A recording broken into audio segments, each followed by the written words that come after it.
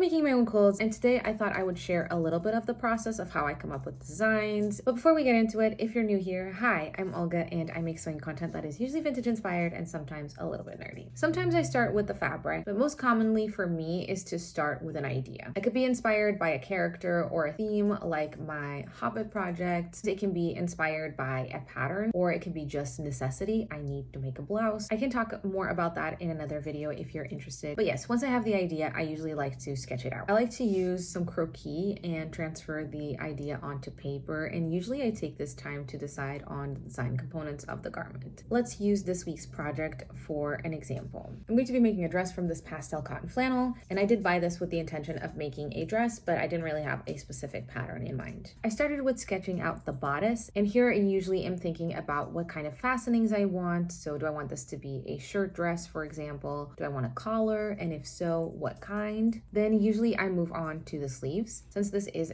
obviously a winter dress, I'm going to go with long sleeves. Finally, I move on to the skirt. Here I need to think about length and the fullness mostly, but it's also important to think about how I want the skirt to achieve that fullness. Do I want gathering or pleating, or do I want to make it like a circle skirt, for example? Then once I have my design, I dive into my pattern collection and find patterns or components of patterns that match what I want to create, and I can start sewing.